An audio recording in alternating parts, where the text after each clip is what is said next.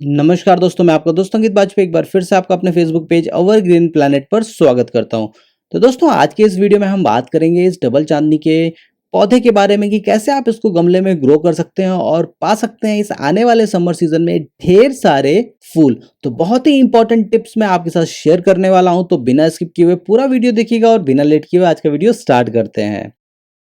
तो ये है डबल चांदनी का पौधा, जो कि आज से 4-5 साल पहले मैंने अपने टेरेस गार्डन में इसको कलम से ग्रो किया था। और अभी आप इसको देख सकते हैं कि इसमें बहुत ज्यादा पत्तियां नहीं है, देखने में बहुत हल्का लग रहा है। उसके पीछे का रीजन ये है कि विंटर सीजन इसका डॉर्मेसी पीरियड होता है और विंटर सीजन में इसमें बहुत ज्यादा ग्रोथ नहीं होती है। तो अगर आपके घर पे चांदनी लगा है, डबल चांदनी लगा है, तो उसमें आपको कुछ इस तरीके की ही ग्रोथ दिख रही होगी। तो इसमें आपको परेशान होने की जरूरत नहीं है। ये एक पेरेनियल प्लांट है, तो सालों साल आपके गार्डन में बना रहता है, लेकिन इसमें फ्लावरिंग सिर्फ और सिर्फ समर सीजन में होती है। तो आपको फरवरी मार्च के महीने में, जब आपका विंटर सीजन खत्म होने लगता है और समर सीजन स्टार्ट होने वाला होता है और आपके एरिया का वेदर टेम्परेचर दिन के टाइम पे 25-26 डिग्री सेल्सियस तक पहुंचता है, उस टाइम पे ये राइट टाइम होता है कि आप इस पे कुछ बेसिक वर्क करें। तो सबसे पहले हम अपने इस पौधे को गमले से बाहर निकाल लेंगे, क्योंकि जो भी इस तरीके के पेरेनियल प्लांट होते हैं, साल भर में बहुत ढेर सारी रूट इसमें ग्रो होती हैं और जिसकी वजह से पॉट में लगे होने की वजह से इसमें रूट बाउंड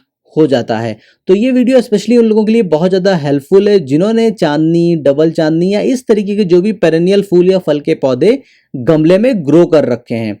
तो साल में एक बार जब विंटर सीजन खत्म होने लगता है, तब फरवरी मार्च के महीने में आपको ये प्रोसेस ट्राई करना है। कभी भी आप इस मेथड को तब ना ट्राई करें जब आपके एरिया का वेदर टेम्परेचर 25-26 डिग्री सेल्सियस के ऊपर जाने लगा है, क्योंकि अगर तेज गर्म पड़ रही है और आपने ये मेथड ट्राई किया तो आपका ये पौधा सूख जाएगा। तो यहाँ पर हमने अपने इस पौधे को पॉट से बाहर निकाल लिया है। अब इसके ऊपर हम बहुत ही इंपॉर्टेंट वर्क करने वाले हैं। उससे पहले आप देख सकते हैं कि कितनी ढेर सारी रूट यहाँ पर डेवलप हो गई हैं, जिसकी वजह से अगर ये सालों साल एक ही गमले में पौधा लगा रहता है तो आपको इसकी ग्रोथ बहुत स्लो दिखती है और साथ में आपको इसमें किसी भी तरीके के फूल या फिर बहुत कम फूल देखने को मिलते हैं। अब जो हम दूसरा काम करेंगे, हम इसकी डीप प्रूनिंग कर देंगे। इट मींस कि हम इसकी ऑलमोस्ट सारी ब्रांच काट देंगे। ऐसा करने से इसमें नई ब्रांच आएंगी और उसके साथ वो ढेर सारी कलियां भी लेकर आएंगी। आपका पौधा बहुत ज्यादा घना हो जाएगा, सालों साल आपका ये पौधा हेल्दी बना रहेगा।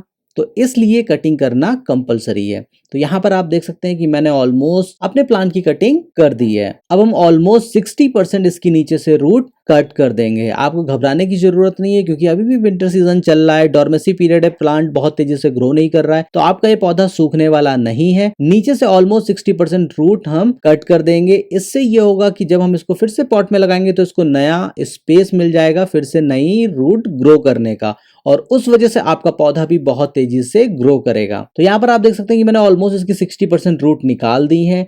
अब हम साइड से भी थोड़ी सी रूट इसकी ओपन कर लेंगे। और मैं फिर से आपको बोल रहा हूँ कि अगर आपके एरिया का वेदर टेम्परेचर बहुत हाई है, 25-26 डिग्री सेल्सियस के ऊपर चल रहा है, तब आप इस मेथड को ट्राई ना करें। तो अभी आप यहाँ पर देख सकते हैं कि ऑलमोस्ट मैंने 20 से 25% ही इस पौधे के साथ रूट रखी है। बाकी सारी रूट मैंने इस पौधे से रिमूव कर दी है और इतनी रूट सफिशिएंट है इस पौधे को फिर से रिग्रो करने के लिए।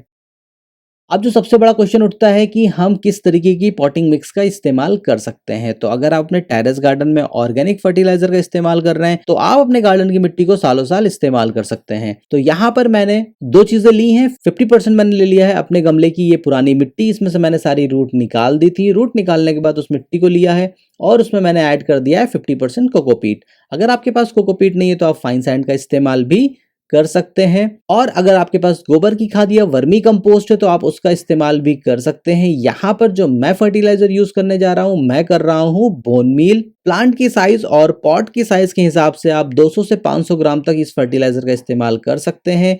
यहाँ पर मैंने लमसम 250 से 300 ग्राम ये बोन मील पाउडर इस्तेमाल किया और अब हम इसको अच्छे से सॉइल में मिक्स कर देंगे और इस तरीके से हमारा ये पॉटिंग मिक्स रेडी है। अब अगर हम बात करते हैं पॉट की, तो ये एक 15 इंच का प्लास्टिक का पॉट है और आप जिस भी गमले में इस डबल चांदनी या चांदनी के पौधे को ग्रो कर रहे हैं, उसकी गमले के बॉटम में प्रॉपर छेद होने चाहिए, ताकि आप जो भी पानी दें excess water immediate drain out हो जाए, नीचे पानी निकल जाना चाहिए। अदरवाइज पानी रुकने की वजह से आपका ये पौधा खराब भी हो सकता है। ज्यादा पानी की वजह से इसमें फिर फूल भी नहीं आते हैं। तो अब हम अपने इस पौधे को इस गमले में लगा देंगे और याद रखिए कि अगले 25 से 30 दिन के बाद जब इसमें नई ब्रांचेस डेवलप होने लगेंगी, तब से हर 15 से 20 दिन में इसको बदल बदल कर ऑर्गेनिक फर्टिलाइजर देनी है।